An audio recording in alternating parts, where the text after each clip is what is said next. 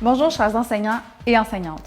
Vous êtes parfois le confident de vos élèves par rapport à certaines situations vécues en ligne. Probablement que vous ne savez pas toujours comment réagir ou à quel moment mettre au courant la direction ou les parents, et c'est normal. Même pour le domaine juridique, les agissements en ligne sont une réalité très récente. Et on ne dit pas ça juste parce que certains avocats savent toujours pas comment rentrer le code dans leur iPad. En fait, nos lois s'appliquent aussi en ligne, c'est juste qu'on doit les adapter.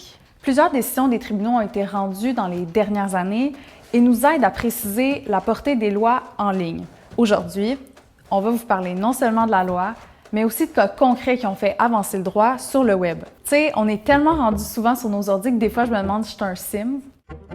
L'objectif de cette vidéo, c'est de vous aider à mieux comprendre le cadre juridique des échanges en ligne et de vous outiller pour que vous soyez en mesure d'intervenir si c'est nécessaire. Et tout ça pour la modique somme de 0 simflouz.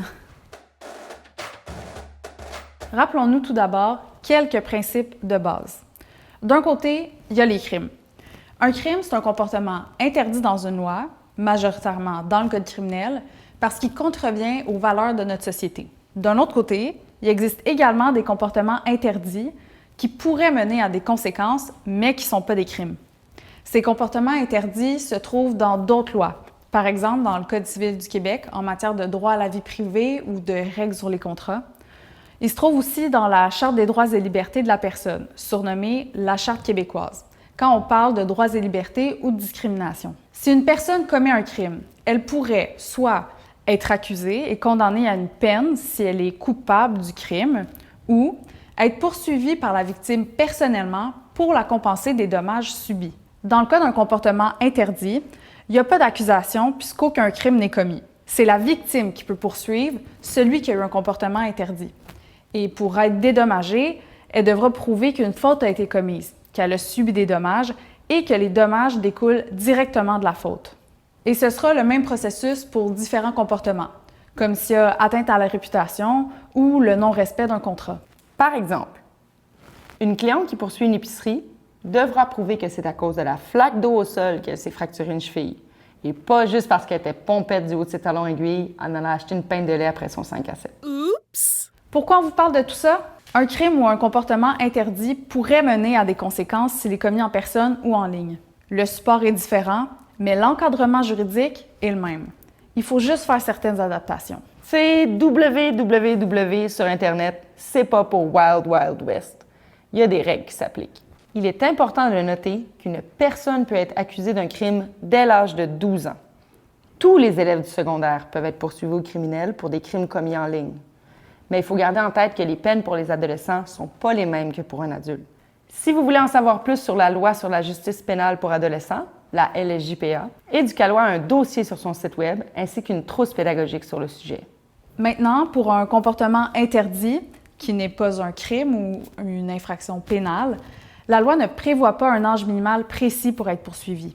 En fait, un enfant peut être tenu responsable une fois qu'il comprend la nature de ses actions et les conséquences possibles. D'habitude, c'est vers l'âge de 7 ans. Surtout peut-être Dr Doogie qui faisait déjà ses maths fortes à 7 ans. Donc, un jeune pourrait être poursuivi au civil par quelqu'un s'il lui cause des dommages. Par exemple, si un jeune brise la vitre d'auto du voisin en jouant au hockey, le voisin pourrait le poursuivre pour qu'il paye pour la remplacer. True story. Entrons maintenant dans le vif du sujet, les comportements interdits en ligne. Voyons d'abord les principaux crimes liés aux propos tenus en ligne. Ils sont souvent liés à un concept avec lequel vous êtes familier, la cyberintimidation. Les menaces. En fait, ce ne sont pas toutes les menaces qui sont des crimes, mais menacer de tuer ou de blesser quelqu'un ou son animal, ou encore menacer de détruire sa propriété, ça c'est un crime. Pour que la menace soit un crime, il faut que le tribunal se demande objectivement si une personne raisonnable qui se serait trouvée dans la même situation que la victime aurait pris au sérieux la menace. En gros, il faut se mettre à la place de la victime. Est-ce que les menaces étaient crédibles pour elle? Est-ce qu'elles ont eu des conséquences graves sur sa vie, sur son sentiment de sécurité? La phrase « je vais finir par te tuer » peut avoir des interprétations très différentes selon le contexte. Si elle est prononcée par un élève qui joue le soleil dans une pièce de théâtre qui nous sensibilise au danger des rayons UV, disons que les tribunaux risquent pas de considérer ça comme des vraies menaces au sens criminel. C'est pas important que la personne ait l'intention de mettre ses menaces à exécution ou non. Si la personne a l'intention de lui faire peur et qu'elle soit prise au sérieux, c'est suffisant pour que ce soit un crime. Par exemple, un homme a été reconnu coupable de menaces après avoir publié en story sur Snapchat un message qui menace les gens qui collaborent avec la police. Son message était accompagné d'une photo d'arme à feu. Une femme a vu ça et a décidé de porter plainte à la police. Au procès, le tribunal a dit que même si aucun message ne lui avait été directement envoyé et qu'il ne la nommait pas dans sa story, le simple fait qu'elle puisse voir la story et que ça lui fasse craindre pour sa sécurité, c'est suffisant pour déclarer l'accusé coupable de menace. Il faut savoir que peu de temps avant la publication du message, elle avait collaboré avec la police et que cette collaboration avait mené à l'arrestation de certains amis de l'accusé. L'extorsion. Les gens appellent parfois ce crime du taxage. L'extorsion, c'est de demander quelque chose à quelqu'un sous la menace. L'extorsion en ligne peut venir avec des menaces physiques ou des menaces de s'en prendre à la réputation d'une autre personne. Par exemple, menacer quelqu'un de partager ses images intimes si elle ne donne pas un montant d'argent, c'est de l'extorsion. Le harcèlement criminel. Pour que le harcèlement soit considéré criminel, il faut que la victime craigne pour sa sécurité et que le comportement soit répétitif ou menaçant. Par exemple, suivre à répétition quelqu'un, l'appeler sans relâche ou surveiller l'endroit où elle habite ou travaille, ça pourrait être considéré comme du harcèlement criminel. Il y a un autre crime qui ressemble beaucoup au harcèlement criminel. C'est le fait d'effectuer des appels téléphoniques harassants, donc à répétition. Récemment, un jeune de 17 ans a envoyé 200 messages en quelques minutes, dont 126 en 8 minutes, à son ex-blonde parce qu'il s'ennuyait d'elle alors qu'elle ne voulait plus rien savoir de lui. Le juge a conclu dans sa décision que l'envoi de textos était considéré comme des appels téléphoniques et le jeune a été reconnu coupable d'appels téléphoniques harassants. Pourtant, 126 messages en 8 minutes, c'est moins que ce que m'envoie ma meilleure amie quand elle vient de texter « Je t'aime » au gars qu'elle fréquente depuis 2 jours. Il existe plusieurs autres crimes en lien avec les propos tenus en ligne. Par exemple, une personne qui crée un faux profil pour commettre une infraction sexuelle envers un mineur, comme pour obtenir des photos nues ou l'inciter à avoir des contacts sexuels, c'est du leurre. Sinon, une personne qui tient des propos discriminatoires qui vont juste trop loin, qui sont graves à un point de susciter la haine envers un groupe ethnique ou encore religieux, ça c'est de l'incitation à la haine. Si un comportement dont vous êtes témoin ou que vous subissez ressemble au crime dont on a parlé, il faudrait peut-être mieux aller chercher de l'information ou de l'aide. Vous pouvez en parler avec un membre de votre direction d'école, consulter les différentes politiques en place, comme celle sur l'intimidation. Dans certains cas, il se pourrait même que les policiers soient contactés pour faire enquête sur la situation. D'ailleurs, n'oubliez pas que vous avez des obligations en vertu de la loi sur la protection de la jeunesse. Si vous croyez que la sécurité ou le développement d'un enfant est compromis, vous devez le signaler au DPJ. Lorsque des propos discutables sont partagés sur les réseaux sociaux, on entend souvent parler du droit à la liberté d'expression. La maxime voulant que la liberté des uns cesse lorsque celle des autres commence est particulièrement applicable dans ce cas-là. Au Canada, la liberté d'expression existe, mais la loi garantit aussi d'autres droits fondamentaux qui peuvent entrer en conflit avec elle, les droits de la personnalité. Parmi ces droits, on a celui du respect de la vie privée et du droit à la dignité. Le respect de la vie privée inclut un certain droit à l'anonymat, à l'intimité et à la confidentialité, tandis que la dignité correspond plus à la considération et au respect d'une personne. Il y a aussi le droit à la réputation et à la sauvegarde de l'honneur. L'honneur, c'est la perception ou l'estime qu'une personne a d'elle-même, et la réputation, c'est l'opinion des autres. Les gens aiment avoir des réponses claires, et vos élèves ne font pas exception. Mais en droit, il y a beaucoup de zones grises. Quand on parle de droit de la personnalité, comme le droit à l'image, la réputation, à l'honneur ou à la dignité, c'est vraiment pas toujours évident. Si ce l'était, on pourrait demander à des robots de trancher les décisions juridiques, puis les avocats, on perdrait notre job. L'important à retenir, c'est qu'ils sont protégés dans la Charte québécoise et dans le Code civil du Québec, et qu'ils sont garantis en tout temps, peu importe le médium ou la plateforme. Et ça inclut les réseaux sociaux. Je vais vous donner un exemple réel pour vous aider à comprendre ces concepts.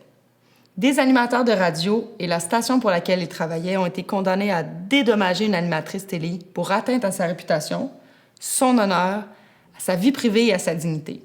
Essentiellement, les animateurs se sont moqués en ondes du physique de l'animatrice, de ses fréquentations, et ont laissé entendre qu'elle avait des comportements odieux pour obtenir des contrats. Dans sa décision, le tribunal est allé jusqu'à mentionner que les animateurs se permettaient de dire n'importe quoi et qu'ils étaient incapables de s'auto-censurer au nom de ce qu'ils prétendaient être la liberté d'expression. Un autre concept juridique, la diffamation.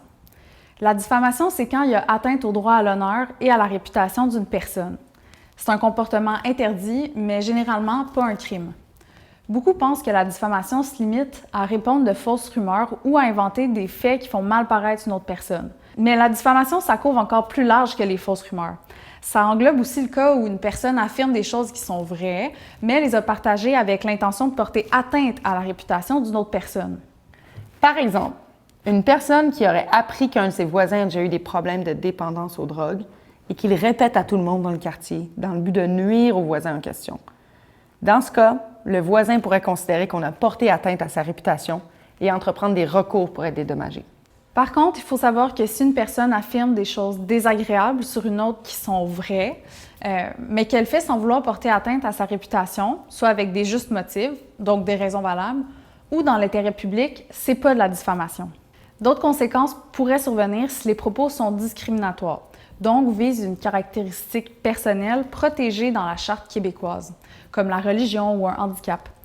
La personne visée par les propos pourrait porter plainte à la Commission des droits de la personne et des droits de la jeunesse. Le partage d'images intimes est, vous le savez, assez répandu. Une image intime, c'est une image qui montre les organes sexuels, donc des seins ou des organes génitaux, d'une personne ou qu'on la voit en train de participer à une activité sexuelle explicite. Ça peut être une photo ou une vidéo. Une personne, donc un ado ou un adulte, peut être accusée de 2 crimes si elle partage les images intimes de quelqu'un d'autre. D'abord, le crime de publication non consensuelle d'images intimes, qui est assez récent dans le code criminel, c'est lorsque les images intimes sont partagées sans le consentement de la personne concernée, même si c'est partagé à une seule personne. Ensuite, le crime de distribution de pornographie juvénile s'applique quand c'est une image intime d'une personne mineure. À savoir, un ado qui partage une image de lui-même ne sera normalement pas considéré comme étant en train de commettre le crime de distribution de pornographie juvénile.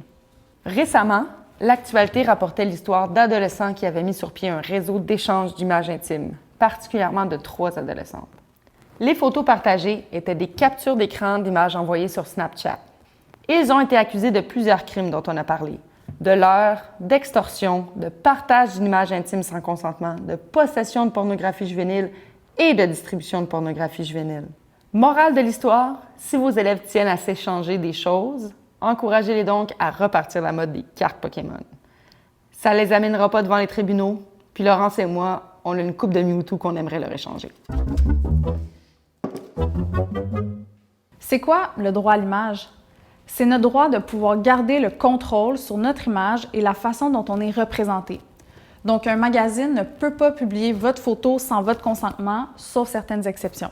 Si vous vous tenez à côté de la Tour Eiffel ou de la Statue de la Liberté, n'importe qui va comprendre qu'il risque de se faire photographier en arrière-plan et que la photo risque fortement d'être mise sur Facebook ou Instagram par une horde de touristes.